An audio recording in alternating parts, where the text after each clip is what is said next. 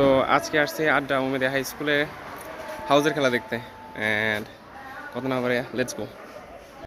তো আড্ডা উমেদিয়া হাই স্কুলে এটাই আমার প্রথমবার হাউজের খেলা দেখতে গেছি, লাইফে আর কখনো সুযোগ হয় নাই। অ্যান্ড হিউজ পরিমাণে ক্রাউড দেখে আমার খুব ভালো লাগতেছিল, মানে like look at this people, I mean guys look at this crowd. Huge পরিমাণে দর্শক ছিল। তারপরে এখানে প্লেয়াররা হচ্ছে লাইন আপ করতেছিল টিচারের সামনে, মোস্ট প্রবলি টিচার কোনো একটা বক্তব্য দিতেন। তারপরে এখানে যে হোয়াইট কালার জার্সিটা, ভাই ইট ওয়াজ রিয়েলি গ্রেট। যদিও আমি পরে জানতে পারছি যে হোয়াইট জার্সির হাউসটা আজকে হেরে গেছে। দেন আমি জার্সির প্যাটার্নটা দেখেছি, তাদের জার্সি প্যাটার্নটা ছিল আর স্যালিউট দ্য ডিজাইনার। ভাই বিশেষ করে নবার্ন হাউসের জার্সি প্লাস প্যান্টের যে একটা কম্বিনেশন, উফ, ইট ওয়াজ রিয়েলি গ্রেট। অনেক এটা মেহেন্দি ডিজাইন বলতে, but honestly it was great. তারপর হচ্ছে স্কুলের প্রধান শিক্ষক যিনি ছিলেন তিনি তাদের উদ্দেশ্যে কিছু বক্তব্য দিচ্ছেন অ্যান্ড দেখতেছেন প্রচুর পরিমাণে প্রমিলা দর্শক অ্যান্ড প্লেয়াররা খুব ভালো মতো শুনতেছিল যে। তো তারপর খেলা শুরুর অপেক্ষা ছিলাম, খেলা শুরু হয়ে গেছিলো অলরেডি।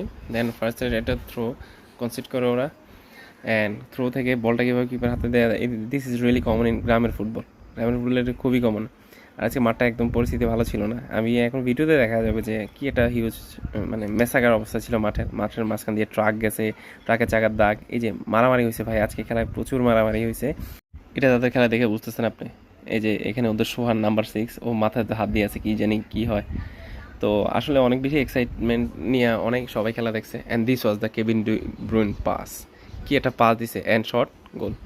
ভাই পুরোটা স্কুল যে আমি চিল্লে উঠছে, বিশেষ করে ভাই আমি মেয়েদের চিল্লে শুনছি, কারো শুনি নাই। রিপ্লেতে দেখলে দেখা যায় the shot was deflected, otherwise the keeper would have saved the goal.